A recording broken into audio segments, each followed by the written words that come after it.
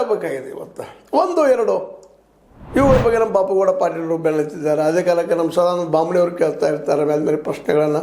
ಇವಕ್ಕೆಲ್ಲ ಉತ್ತರ ಹುಡುಕ್ಬೇಕಾಗಿದೆ. ಅದರಲ್ಲೂ ಮುಖ್ಯವಾಗಿ ಭೀಮಶೇಗೌಡದವರು ಇವತ್ತು ಇನ್ಫಾರ್ಮೇಷನ್ ಆ್ಯಕ್ಟ್ ಅಡಿಯಲ್ಲಿ ದೊಡ್ಡ ಒಂದು ಪ್ರಯತ್ನವನ್ನು ಹೋರಾಟ ಮಾಡ್ತಾ ಇದ್ದಾರೆ. ನಿಜವಾಗಿಯೂ ಒಬ್ಬ ಪ್ರಜ್ಞಾವಂತ ಪ್ರಜೆ ಮಾಡಬೇಕಾದ ಕೆಲಸಗಳು.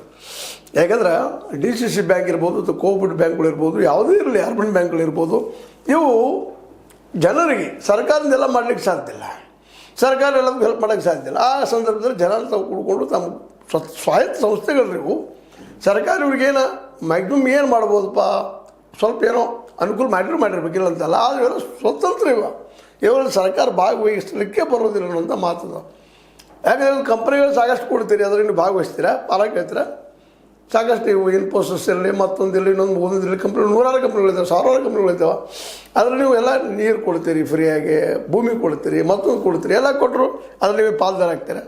ಅದನ್ನೂ ಒಂದು ಇನ್ನೊಬ್ಬರು ಪ್ರಶ್ನೆ ಮಾಡ್ತಾರೆ, ಇಲ್ಲೇ ನಾಮ ನಿರ್ದೇಶನ ಯಾಕೆ ಕೊಡ್ತಾರಪ್ಪ, ಇಲ್ಲಿ DCC ಬ್ಯಾಂಕ್ ಆಯಿತು ಮತ್ತು ಬ್ಯಾಂಕ್ಗಳೆಲ್ಲ, ಅದರಲ್ಲೂ ಕೋಆಪರೇಟಿವ್ ಎಲ್ಲ ಅವ್ರು ಯಾಕೆ ಅವಶ್ಯ ಏನಿದೆ ಅವರು ಅಂತ. ಇಂಥ ಜನರಿಂದಾಗೆ ಈ ಒಂದು MLAಗಳ MP ಗಳ ಪ್ರಭಾವದಿಂದಾಗಿ ಅಥವಾ ರಾಜಕಾರಣಿಗಳ ಪ್ರಭಾವದಿಂದಾಗಿ ಇವತ್ತು ಇವು ಬ್ಯಾಂಕ್ಗಳು ವೀಕ್ ಆಗ್ತಾ ಇದ್ದಾವೆ, ದಿವಾಳಿ ಹೇಳ್ತಾ ಇದ್ದಾವೆ ಅನ್ನೋದು ಒಂದು ಆರೋಪಗಳು ಮೇಲೆ ಕೇಳಿ ಬರೋ ಸಂದರ್ಭದಲ್ಲಿ